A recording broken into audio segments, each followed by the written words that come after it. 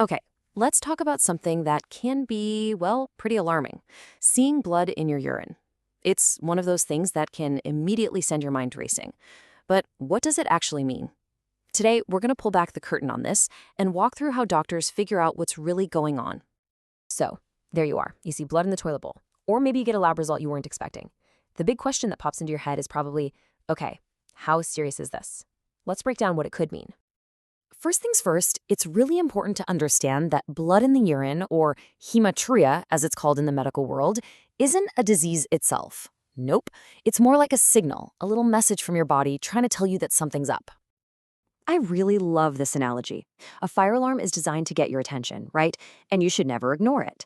But, most of the time it's not a 5-alarm inferno. It could just be some burnt toast.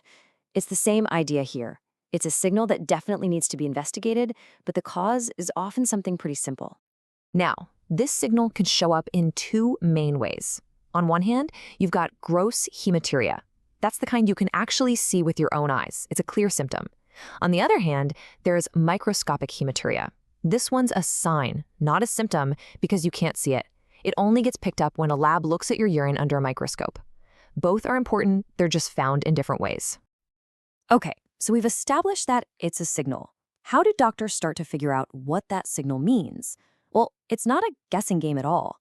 It's actually a really systematic process of decoding the clues. For the microscopic kind of hematuria, this is the magic number. The official guideline is that if a lab tech spots 3 or more red blood cells in one tiny magnified view of your urine sample, what they call a high-power field, that's the trigger. That's enough to start a full evaluation. Just one positive test like that gets the ball rolling. Now, before anyone's mind jumps to the worst-case scenario, it's important to know there are a lot of common, totally non-serious causes. Things like really intense exercise, menstruation, recent sexual activity, or even just a simple urinary tract infection, a UTI, can be the culprit.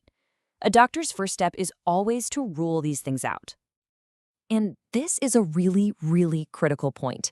Let's say you're treated for a UTI and the blood seems to go away. You still need a follow-up test. Just assuming it was only the UTI without confirming it can sometimes lead to a delayed diagnosis of something more serious down the road. The signal can come and go, so you have to be sure. This slide really puts the why into perspective. Look at the numbers. For microscopic hematuria, the risk of finding a malignancy like bladder cancer is around 3.3%. But if you have visible or gross hematuria, that risk jumps all the way up to 17%. And that's exactly why any blood in the urine needs to be checked out, and why visible blood is taken so seriously.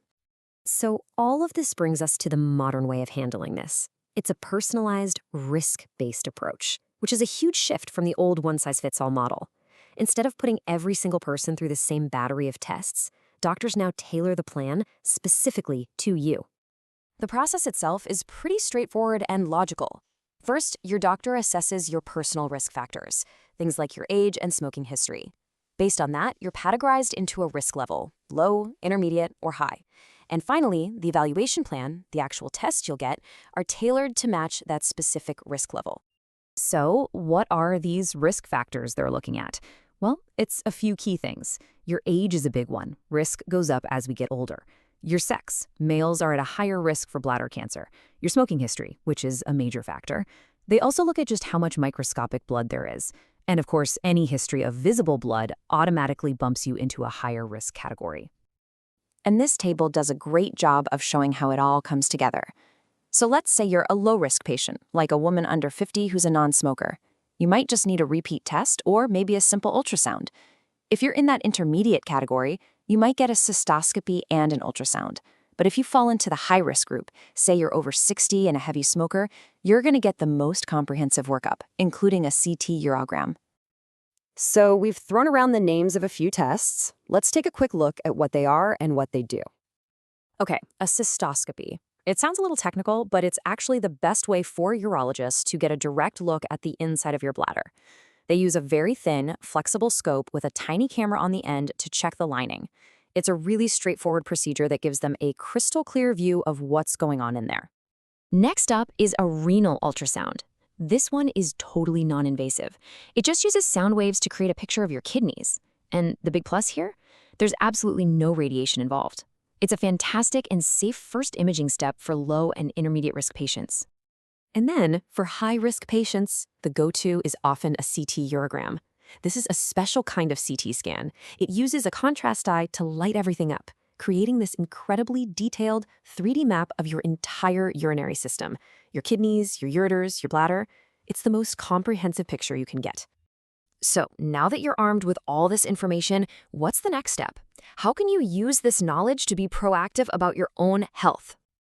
Now, this is a fascinating and really important insight, especially for anyone on blood thinners. It's so easy to just blame the medication, but what research shows is that these drugs don't actually cause healthy tissue to bleed. Instead, they can unmask an underlying problem, like a tiny tumor, by making it bleed sooner than it would have otherwise. So even if you're on blood thinners, a full evaluation is still absolutely essential. So here's the bottom line, the main takeaway. Hematuria is a signal from your body. The key is, don't ignore it, but also don't panic. Understanding this modern risk-based approach means you're not just a passenger. It empowers you to be an active partner with your doctor in figuring this out. So at the end of the day, if your body is sending you this message, there's really only one question that matters. What's your next step?